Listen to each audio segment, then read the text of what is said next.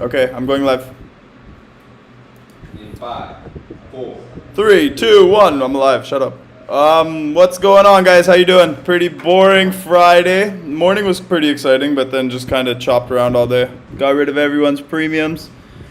So this morning, last night I called out those QQQ puts just in case Amazon missed. It was a risky play, but I gave myself time because I do believe we're close to a top, if not at the top.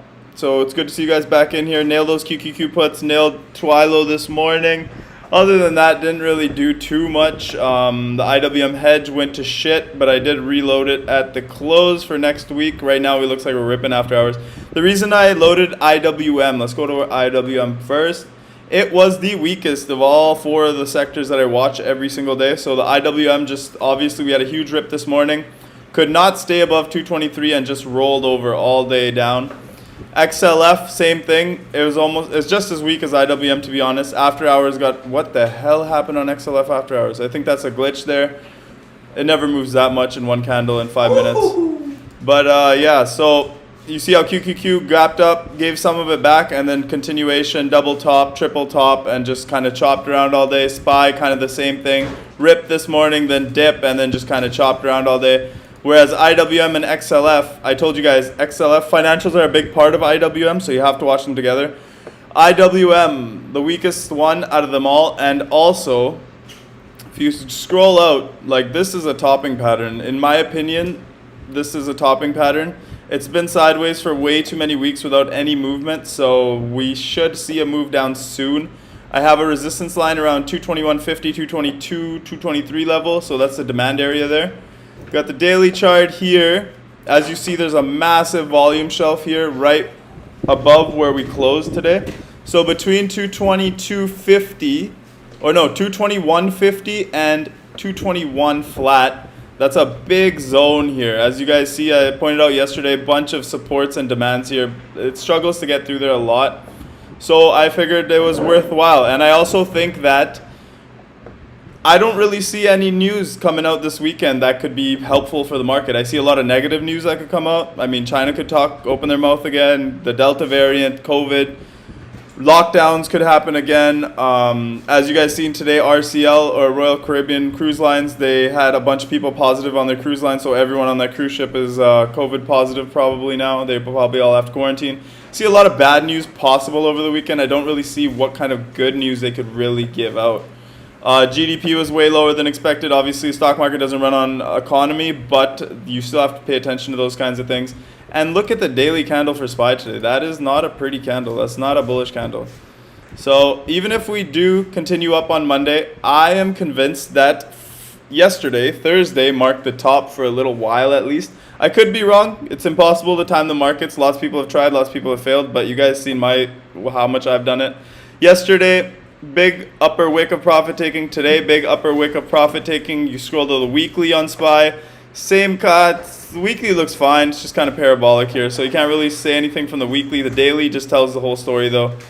Big profit taking on both days. Failure to close at high of day. QQQ looked a little bit better. It closed at the high of the day, but at the same time, if SPY goes down, it's going to need QQQ to move down as well. QQQ, I don't even get how it was moving today with Amazon down so much. Apple gave no guidance, Facebook gave no guidance, and I mean, those are like 25% of SPY, so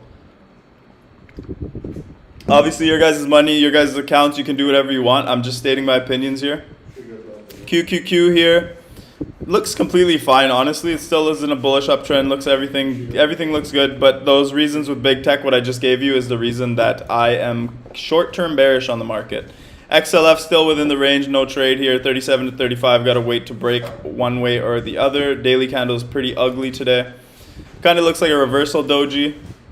Looks like we tried yesterday's high. Yesterday's high was 36.97, today's was 36.98, so double top from yesterday and today, and then just complete rejection. Big profit-taking candle here.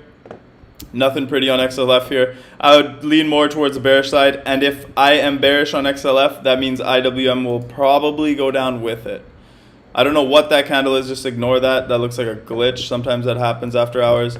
IWM after hours, I think it went up a little bit. Yeah, it's going up a little bit. Let's see what happens at VWAP here. It doesn't really matter. Closing in about 7 minutes.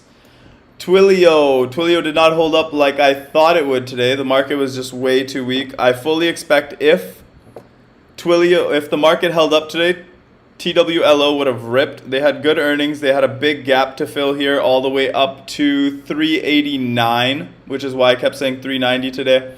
We still got more than 100, well over 100% on the calls that we did this morning. I mean, half hour of work for 200% was fine with me. I should just took a nap the rest of the day. It was pretty boring anyways. T-Dog gave back a bunch of the gains, closed under 150, which I do not like. Vlad pointed it out. I wasn't even watching it before. So thank you for that, Vlad. You see this massive buy up on earnings. This is one of the most bullish things that can happen on earnings is when it gaps down and it forms a candle like this. That means everyone was buying that dip. Everyone and their mother was buying that T-Dog dip. Got back up. Yesterday we had continuation. Today, obviously, market was weak, so we pulled back a little bit. Nothing wrong with this chart at all. Still chop sideways until we get over 155.60. T-Doc's an avoid for me. Unless we get some kind of COVID headlines again, then Zoom, T-Doc, Docu will all be in play again. Alibaba is actually one of the stronger stocks today. Gap down this morning. Huge buying right at the open. Look at the size of the volume there. And then just sideways for the rest of the day. End of the day, we got some more buying pressure into the close. So Baba looks okay. For me, I didn't jump in more Baba because I fully explained to you guys I love falling wedges. And I really wanted this week to close back inside the falling wedge, which we did not. So expect a lot more chop from Baba until we get back into this falling wedge, which is above 198. So a close above 198 will make me bullish Baba again. But until then, I'm avoiding it. It's on my avoid list along with Tesla and Netflix. UPST, another ugly day. Nice open, but then just gave it all back. Again, we're not going day to day on this UPST. We're waiting for that big weekly breakout. Went over it 100 times, not going to go over it again. So ES, this is what I was watching. The line in the sand for me today was 43.60. If we broke below 43.60 today, I was going to get massively bearish. We didn't even get close to it. I mean, we got to 43.70 earlier today, but we held 43.70, which was my first support. 43.60 is the line in the sand. If ES goes below 43.60, I think the market's due for a couple weeks of consolidation, not a couple of days, a couple of weeks. So I'm going to get really, really bearish under 43.60. For now, I'm just taking my my base hits, my 100% overnight. I'll take that. But when the ES gets under 43.60, I'll be looking for those big 800, 900% plays. Nokia, people were asking me about this one today. Nokia is a larger term play. So it's not a lotto play. You don't take it for 1 week. You take this one for 4 or 5 months out, 6 months out, a year out, buy some equity, whatever. It's a longer term play. Why do I say that? Look at this weekly channel. Each one of these candles is one whole week. So if it breaks out, and look how slow it moves. Like, it doesn't move very quickly. We do have calls for August 20th. We already got paid on them. I still have a little bit of them. And I will roll them out if I sell. So I will probably get next year's leaps on Nokia. That's how much I like this chart. Look at the monthly. Just very clean channel. One little breakout because of the meme stock. The whole meme ripper week, month, whatever. Got big breakout right back into the channel. Came back, consolidated for a few months, and then just 4 months straight up. And now let's see if we get continuation. Monthly breakouts are very strong breakouts. The larger the time frame on the breakout, the more likely it is for continuation. MRNA, just a monster. I told you guys like 100 times, do not play counter trend. It's very, very hard to play counter trend. I rarely do it, but I do it when I have my reasons to do it. MRNA, you cannot just short a stock because it's run a lot. You need a reason. You need some kind of resistance up there. You need some kind of buyers are drying up. Level 2 looks good. Something like that at least, at the very least. MRNA, this chart is sexy as hell. Pfizer just reported last week their earnings. They made $34 billion on the vaccine, and mRNA has sold more than Pfizer. So that's just a $34 billion in extra revenue for this company, and you guys are shorting it. Like, that's why I told you guys you're going to get burned.